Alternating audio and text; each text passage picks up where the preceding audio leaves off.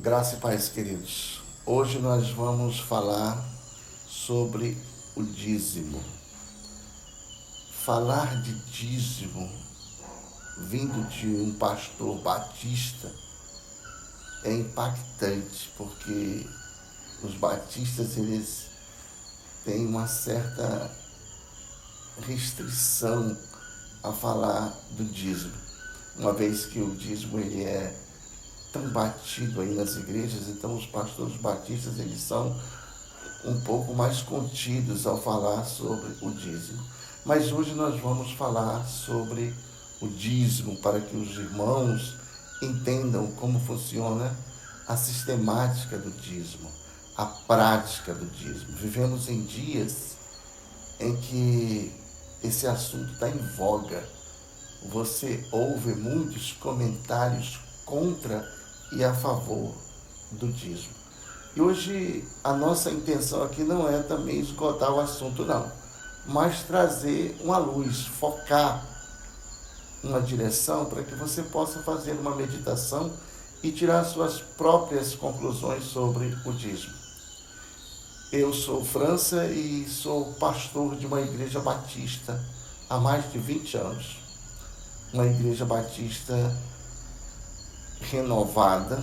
Ingressei nessa igreja há pelo menos 20 anos atrás. Aliás, estamos com 24 anos. Estamos aqui na cidade de Manaus e sou pastor da Igreja Batista das Nações.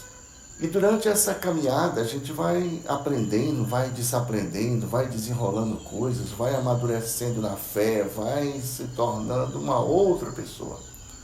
O França, que estudou numa universidade batista na década de 90, não tem mais nada a ver com o França, que hoje é pastor dessa Igreja Batista das Nações.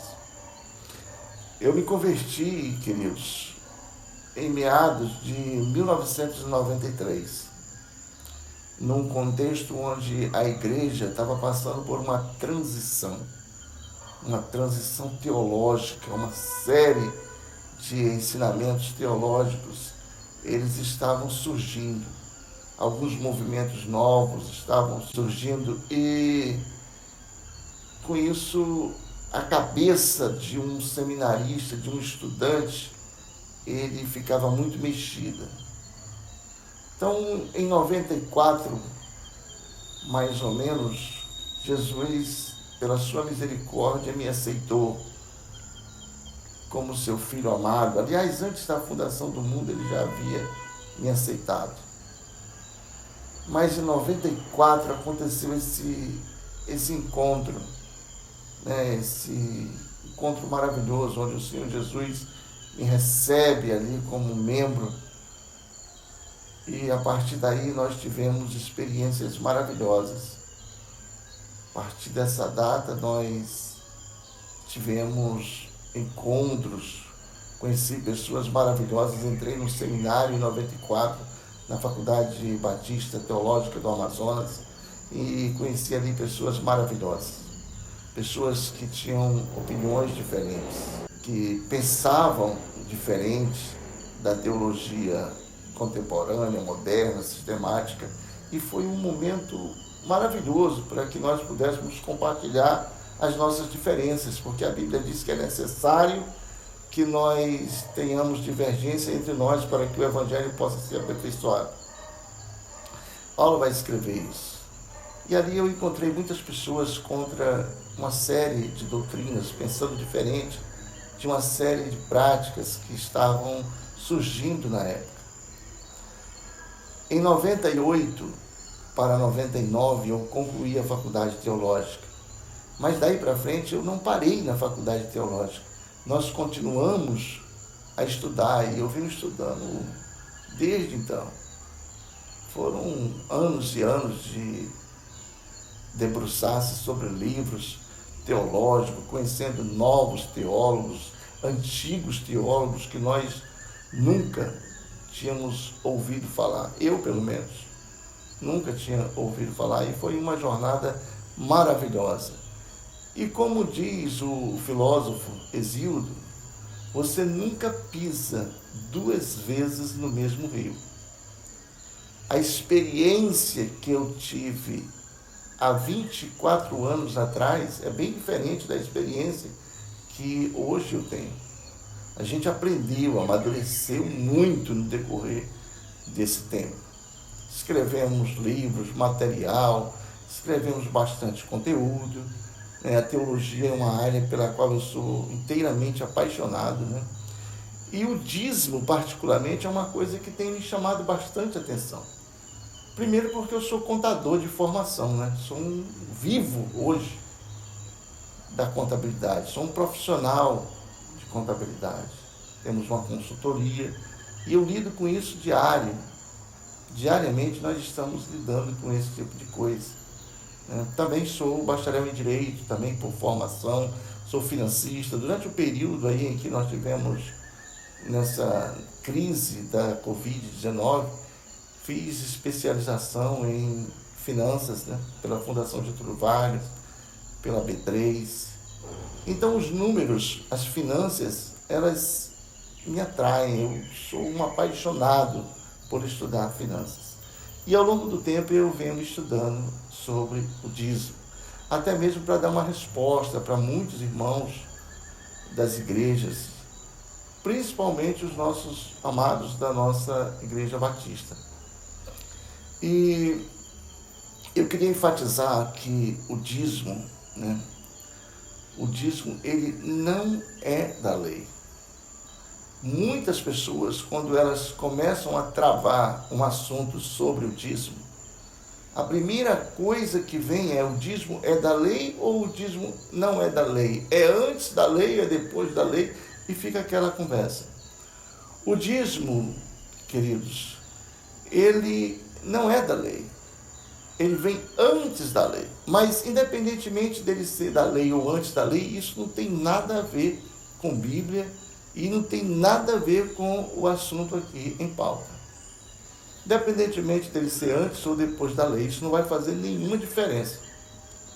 A Bíblia diz que Abraão entregou o dízimo, lá em Gênesis 14, Abraão entrega o dízimo a Melquisedeque, um sacerdote do Deus Altíssimo, rei de paz, rei de Salém. Abraão vai ali entregar o dízimo àquele sacerdote, e o sacerdote o abençoa, traz pão e vinho para Abraão. E Abraão entrega ali o dízimo àquele sacerdote.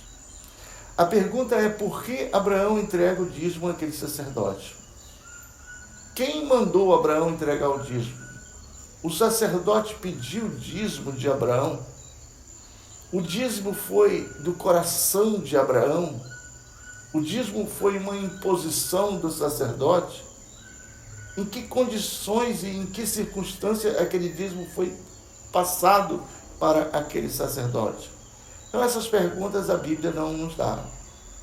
Ela deixa algumas sombras. E o mais importante, queridos, é que a Bíblia, ela pode não conter tudo que eu quero, mas ela tem tudo que eu preciso. Tudo que eu preciso para levantar uma situação, um questionamento como o dízimo, está lá na Bíblia Sagrada. Então, o dízimo, ele vem antes da lei. Antes da lei. Abraão vai ali entregar ali a sua participação, o seu dízimo àquele sacerdote. Agora, muito importante saber que o dízimo também já era praticado por outras civilizações da Mesopotâmia, da Índia, da China, do Irã, Iraque, os babilônios. Muitos povos, os egípcios, já entregavam também o dízimo. Muito embora esse dízimo ele tenha uma outra conotação. Talvez você não dê muita importância, mas existe uma diferença muito grande entre dízimo e tributo. Algumas pessoas hoje ainda dizem: você vai entregar o seu tributo a Deus? Você vai entregar o seu dízimo a Deus? Você vai entregar a sua oferta a Deus?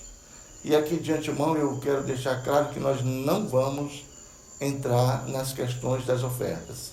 Ofertas vão ficar para um outro vídeo. Hoje nós vamos nos ater especificamente ao dízimo.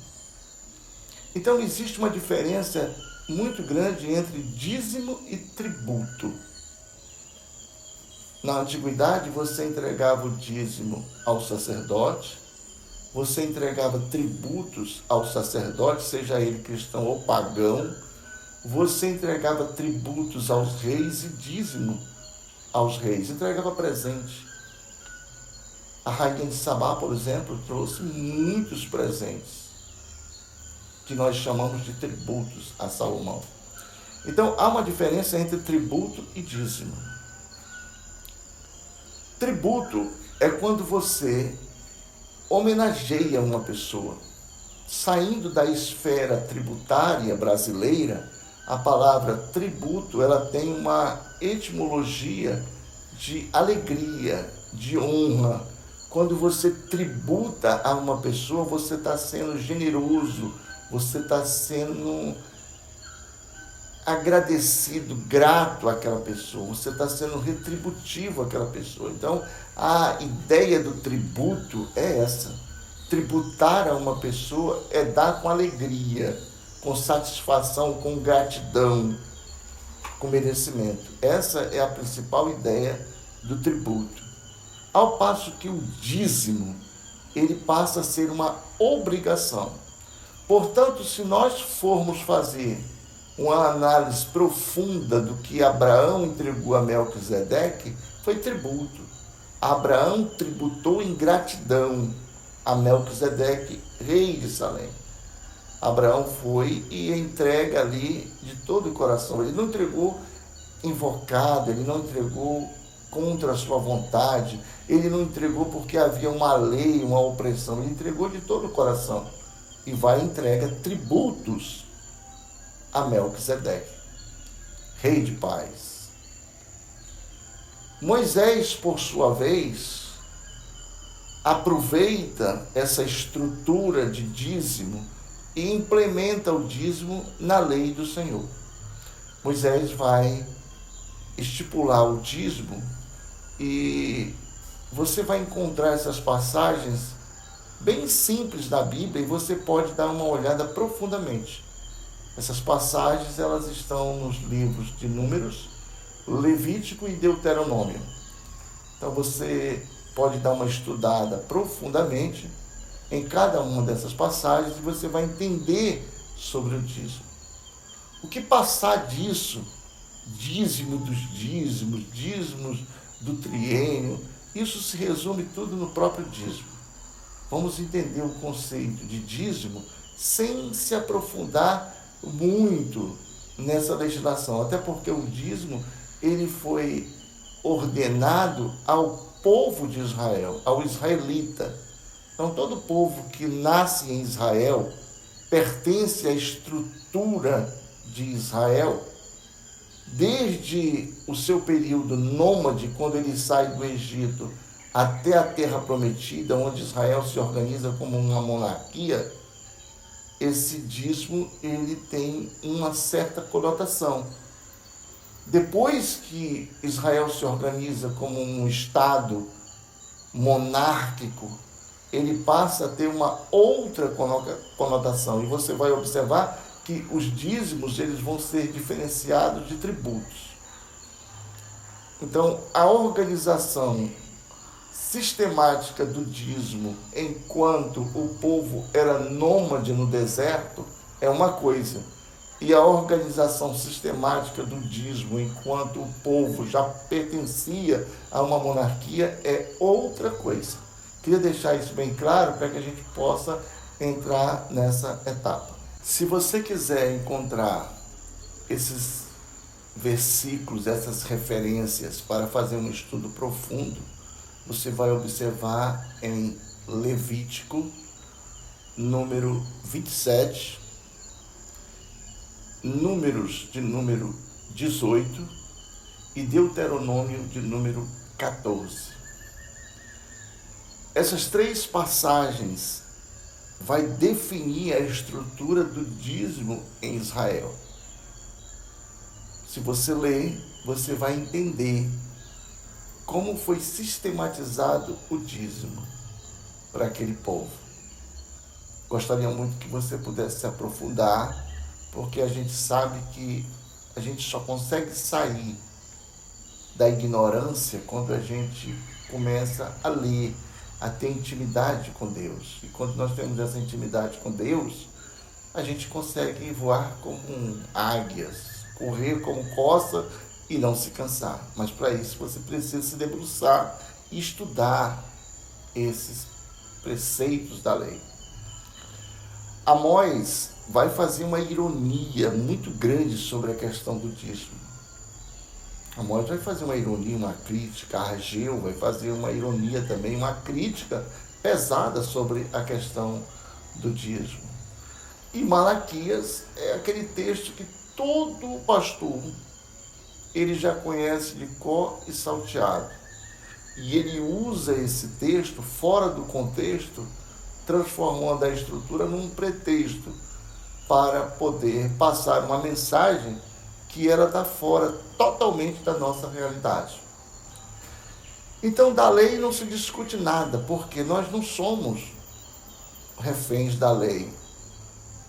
Outra coisa, nós não somos judeus nem da tribo de Levi. E se nós não somos da lei e não somos reféns da tribo de Levi, obviamente não há que se falar em dízimo e nem que se discutir sobre esse dízimo.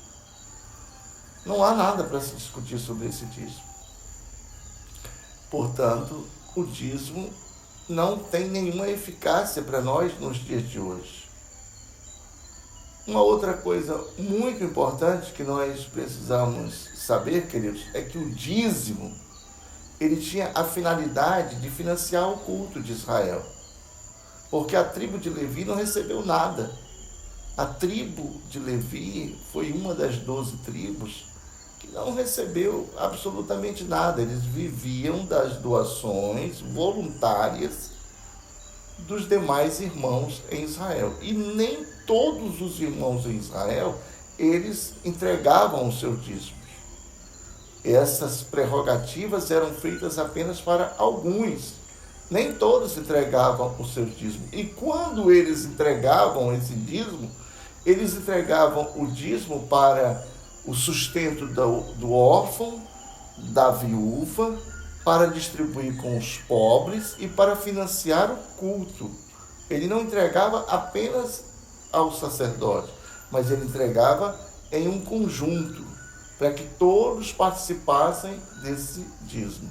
Inclusive o dízimo, ele era pago em mercadorias, comidas, festas, festividades, ele não era passado em dinheiro. E não é porque não houvesse dinheiro, havia dinheiro, sim, prata, ouro, era comercializada normal, o sal, inclusive. Mas ele era transformado em mercadoria. E quando essa mercadoria, essa comida chegava até o templo, ela era torrada por todos ali. Todos comiam. Todos ali comiam desse dízimo. Inclusive a própria pessoa que estava entregando esse dízimo. Se você observar lá em Deuteronômio, você vai observar que todos participavam desse dízimo. Todos, viúva, o órfão, a viúva, o pobre, o necessitado, o estrangeiro, eles participavam do dízimo, em comum com todos. Então é muito importante. Você pode dizer, mas hoje, pastor, não dá para levar mercadoria. Por que não? Por que hoje não dá para levar mercadoria? Por que hoje não dá para ajudar o irmão? Já que nós falamos tanto no amor ao próximo, na missão integral da igreja, tivemos grandes movimentos de libertações dos povos, principalmente da América Latina, por que eu não posso entregar o meu dízimo para o irmão, repartir com ele, comer ali, torrar? A Bíblia diz que se o local onde você vai entregar o teu dízimo, lá em Deuteronômio, vai falar sobre isso. Se o local onde você vai entregar o seu dízimo, ali onde o Senhor determinou, for muito longe, você pode vender ali a sua propriedade, vende o teu dízimo, e quando você chegar até o local que o Senhor indicou, você compra novamente a mercadoria e compra o que você quiser. Lá você compra o que você quiser, compra feijoada, compra uma pizza, compra lá um pedaço de boi, torra, faz um assado, come, se alegra com o teu irmão. Esse é o dízimo do Senhor. A instituição do dízimo foi para isso, foi para que nós pudéssemos nos alegrar com os nossos irmãos. E não acumular riqueza, não foi esse o propósito. Então a gente precisa prestar muita atenção naquilo que Deus tem colocado em nossas vidas. Então, o dízimo ele tem essas particularidades. E quando eu posso entregar esse dízimo, França? O dízimo você entrega, hoje você entrega quando você tem uma certa renda. Pode ser mensal, trimestral, anual. Na época, o dízimo era entregue anualmente. Anualmente era entregue esse dízimo e era feita uma grande festa. Hoje você entrega quando você bem quiser. Eu recebi aí um valor e eu quero entregar esse dízimo. Amém, você vai entregar. Mas saiba que as condições para que você entregue esse dízimo é torrar entre os irmãos. O Senhor não mandou você levar ao templo e entregar, botar no bolso do sacerdote, do pastor e beijar a mão dele. Até porque hoje todos nós somos sacerdotes de Cristo. Todos, não tem mais um sacerdote. Então, qualquer um que participa da tua comunidade, da tua fé, da tua crença, ele pode receber o dízimo lá e torrar e repartir entre os irmãos. Esse é o dízimo do Senhor. E como eu disse, hoje nós vamos apenas falar sobre o dízimo. O dízimo, como eu já disse, ele não é mais uma obrigatoriedade. Primeiro que você não é judeu. Você não é judeu. Segundo é que o templo de Israel, ele foi destruído no ano 70 depois de Cristo pelo general Tito. Acabou o templo. À época, eles levavam o sacrifício até o templo para que ali fosse feito um holocausto, um sacrifício a Deus. O templo já se acabou. Se você viaja hoje em Israel, você descobre, toma um susto, que não são mais os levitas. E quando eu digo levita, eu não falo músico. Eu não sei de onde tirar a ideia de que levita é músico. Os levitas são o povo da tribo de Levi. Eles não recebem mais o dízimo, porque não tem mais o templo. E para acabar de fundir a mente, quem toma de conta do templo são os judeus, da tribo de Judá. Os judeus é que tomam conta das sinagogas, porque o templo mesmo não existe mais. E na sinagoga não tem a visão, a questão do dízimo, mesmo pelos ortodoxos, os mais duros ali. Não existe mais a questão do dízimo. Existe uma contribuição voluntária para que o templo, a sinagoga, ela continue valendo. Mas o dízimo em si, ele não existe mais nem mesmo em Israel. No Velho Testamento, a questão da obrigatoriedade do dízimo, ela era para algumas tribos. Existia uma tribo que ela não era obrigatória ou obrigada a entregar o dízimo, que era a tribo de Levi. Muito pelo contrário, como eles não receberam nenhuma terra, nenhum benefício, então eles ficaram numa espécie de receber dos demais irmãos da tribo a contribuição que eles dariam para o templo, uma vez que os levitas eram responsáveis pelos serviços do templo. É importante salientar que o dízimo não tinha um dia certo, como hoje são os tributos. Dia tal vence o meu imposto de renda, dia tal vence o ICMS. Não, o dízimo ele ia sendo repassado de acordo com os trabalhos efetuados pelos irmãos das demais tribos. Então, só refazendo aqui a questão, você não entrega o seu dízimo porque você não é um israelita. Você não entrega o seu dízimo porque você não está sujeito às leis de Israel. Nem mesmo os da lei de Israel entregam mais, hoje em dia, o seu dízimo. Nem mesmo os levitas tomam conta das sinagogas. Agora isso é particularidade dos judeus. Eu espero que a gente tenha resolvido a questão do dízimo no Velho Testamento. Vamos agora partir para o Novo Testamento, que diz a Bíblia sobre a questão do dízimo no Novo Testamento. Bem, com a vinda de Jesus Cristo e a nova aliança, a lei cerimonial do dízimo, ela cumpriu a sua eficácia. Hoje você entrega um determinado valor, não por obrigatoriedade, mas por amor à obra do Senhor. Você não é mais obrigado a entregar o seu dízimo. É uma obrigação porque está na lei e eu preciso entregar. Não. Acabou isso aí. Jesus Cristo cumpriu essa lei.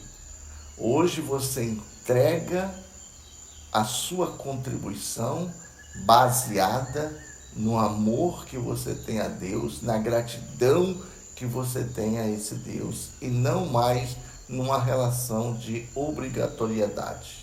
No livro de 2 Coríntios, capítulo 9, versículo 7, o apóstolo Paulo vai dizer: cada um contribua segundo propôs no seu coração, não com tristeza ou por necessidade, mas Deus ama aquele que dá com alegria. Paulo vai escrever aí um tratado sobre a oferta voluntária. E eu disse no início do vídeo que nós não iríamos falar sobre ofertas. Vamos deixar isso para um outro vídeo.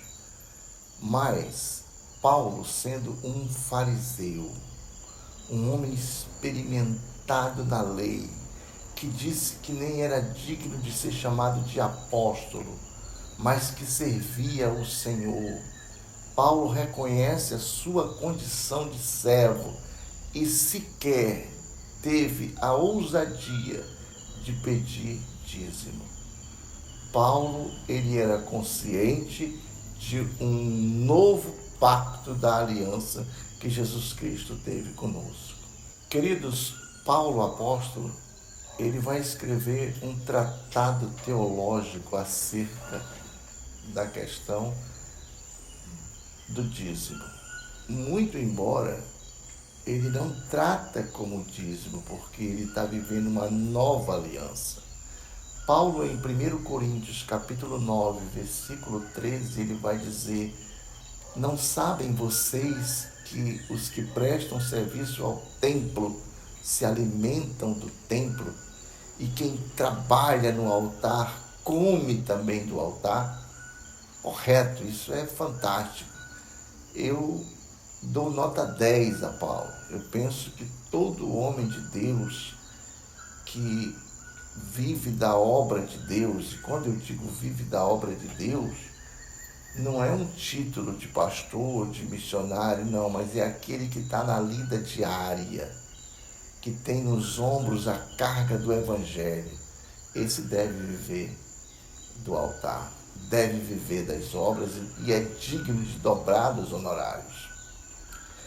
Então a gente precisa entender muito bem essa questão para que você não venha cair numa cilada, cair na mão de homens vaidosos que te atormentam, que te colocam na mente uma persecução, que te tornam refém de palavras vazias, como por exemplo, se tu não entregar o teu dízimo, tu vai entregar em remédios da farmácia. Se tu não entregar o teu dízimo, o devorador vai acabar com a tua vida. Se tu não entregar o teu dízimo, tu vai ser ferido por uma chaga de morte. E são muitas e muitas pragas que pregadores, inclusive pregadores de renome, eles lançam sobre os fiéis, os domésticos. E essa prática nefasta, ela precisa ser abolida, ela precisa ser acabada, porque isso não é o Evangelho. O Evangelho, ele é muito mais do que isso. O Evangelho, ele vai além dessas fronteiras. Hoje nós falamos do dízimo e há uma confusão muito grande acerca desse assunto. Queridos, no livro de Lucas, capítulo 21, lá pelo versículo 4, Jesus vai nos mostrar uma viúva que, se dirigindo até o gasofilácio, ela entregou 2 moedas. E Jesus vai dizer que verdadeiramente aquela viúva entregou o seu tudo, porque todos os demais entregavam do que lhe restava, e essa entregou tudo que tinha. Essa expressão ela é muito importante porque não se fala em dízimo, não tem nenhuma conotação sobre dízimo. E também a viúva entregou por um ato de fé, E nós não podemos tomar um ato de fé da viúva para transformá-lo numa doutrina teológica ou numa prática pentecostal ou reformada. Aquilo foi um ato voluntário da viúva, como você também pode fazer. Você pode entregar lá o seu tudo através de uma oferta. O que você não pode é achar que entregando aquilo, Deus vai lhe recompensar com um bem maior e colocar isso no seu coração e isso vier a amadurecer. E quando a coisa não acontecer em razão da sua ambição, você ficar frustrado com Deus e tentar colocar a culpa em Deus. Por isso, a gente te alerta. Nesse ponto, a viúva deu o seu tudo por um ato de fé. Queridos, no livro de Mateus, capítulo de número 23, versículo de número 23, nós vamos encontrar uma advertência do Senhor Jesus para um grupo de fariseus. Lembrando que os fariseus eram pessoas letradas que conheciam muito da palavra.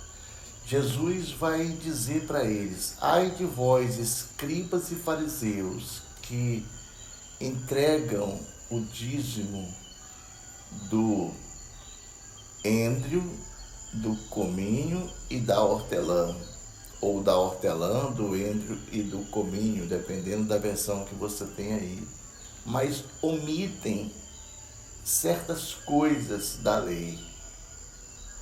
Então, o que Jesus queria dizer com isso? Que tratava-se de pessoas que entregavam ali um valor em troca de uma restauração espiritual e física, enquanto que Jesus vai dizer: vocês não entenderam absolutamente nada. Vocês não entenderam nada do que foi falado sobre o dízimo.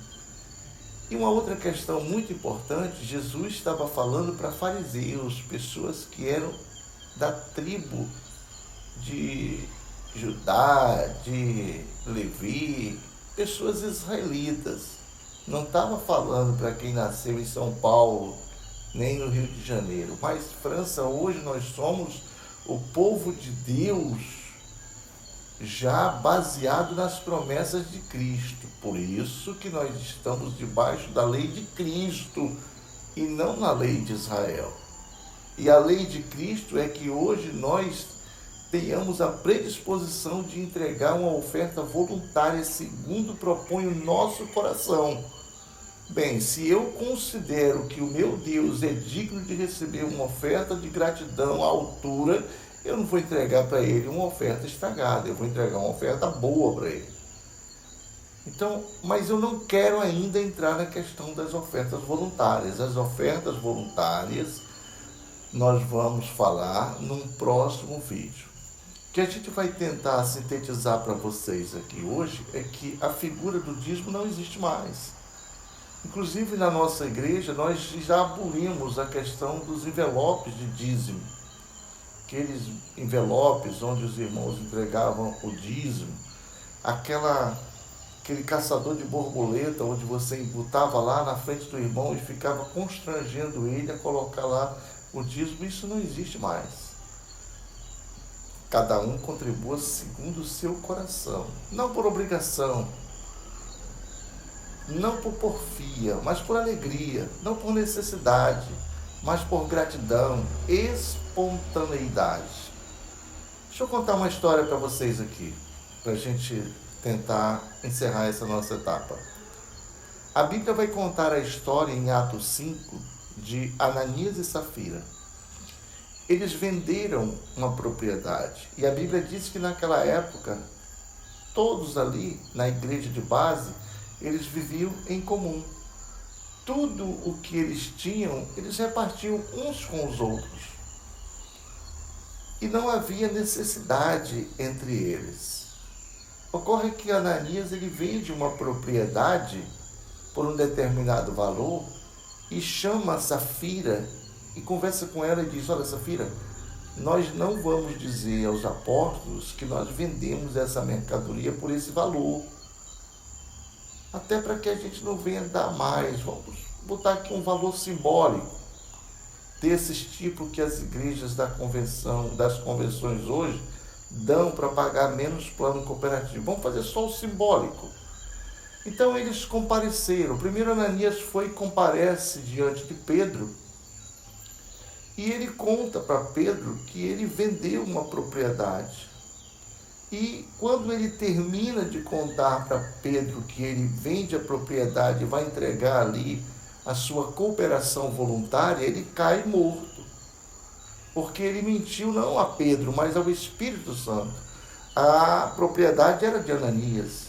Ele não tinha por que mentir. Deus não estava pedindo nada dele. Mas ele foi ali e mentiu e disse que tinha vendido por um determinado valor. Isso você vai encontrar no livro de Atos, capítulo de número 5. Então alguns irmãos que estavam ali junto ao apóstolo Pedro levaram ele e sepultaram. Pela tarde, vem a esposa dele, sem saber do que estava acontecendo, chega diante de Pedro e coloca ali a sua oferta aos pés dos apóstolos. Então Pedro vai questionar com ela, vai dizer: escuta, a propriedade era de vocês. Sim, era nossa. Venderam por um determinado preço? Sim, vendemos por um determinado preço. Então Pedro vai questionar com ela: por que vocês mentem? Não a mim, mas ao Espírito Santo. Por que vocês entristecem o coração do Espírito Santo? O campo era de vocês. Vocês não são obrigados a dar nada. Vocês estão aqui porque vocês estão somando conosco, acreditam na obra de Cristo. E por que se vocês acreditam na obra de Cristo, por que vocês mentem ao Espírito Santo? E a Bíblia diz que ali mesmo Safira suspirou ali e faleceu e foi enterrada pelos mesmos pés daqueles que sepultaram Ananias. Cara, se a moda pega hoje, esse cemitério aí está lotado. Mas Deus é misericordioso. Ele diz: olha, tu não contribui porque tu está sendo forçado. Não contribui por pressão. Não contribui por necessidade. Não barganha com Deus, mas contribui segundo propôs o teu coração. Não com tristeza. Tem gente que vai contribuir, ele vai invocado. Eu vou contribuir porque se eu não contribuir, o pastor vai ficar invocado comigo. Não, Deus não quer isso para a tua vida. Jacó, lá no Velho Testamento, ele faz um voto com Deus. Ele diz: se o Senhor me levar até a casa da minha noiva e me der comida, me der bons trajes, roupas, me der boa segurança, então ao retornar, eu vou pensar em ser teu discípulo, em ser teu seguidor, e de tudo que eu fizer eu vou entregar o dízimo. A Bíblia não diz que Jacó entregou dízimo algum para Deus. Espero que ele tenha entregue, para que ele cumpra a palavra dele. Mas a Bíblia não fala sobre esse assunto. Portanto, quando você votar, cuidado para não fazer um voto de tolo. Cuidado para não se pegar lutando contra Deus. Deus não está te pedindo nada. E nada do que você possa oferecer para Deus vai comprar a bondade de Deus. Nada do que você possa ofertar ou prometer a Deus vai mudar o entendimento de Deus ao seu respeito. Portanto, muito cuidado com essas questões. Eu queria alertar para você que só existe falsos mestres e falsos pastores, homens vaidosos, mercenários da palavra, porque eles encontram um campo muito fértil, encontram um campo de pessoas que também querem subir nas costas de Deus. Se esses falsos mestres não encontrassem essas pessoas, certamente eles já teriam acabado. Mas eles encontram pessoas também que estão ali ansiosos por receberem algo divino, algo espetacular. Pessoas que não fizeram absolutamente nada, mas que acham que compram o favor de Deus com uma oferta de R$500, de R$1.000, de R$5.000, como se Deus fosse se vender por uma mixaria dessa. Então a gente precisa ficar bem atento. Deus não vai se vender por uma mixaria dessa.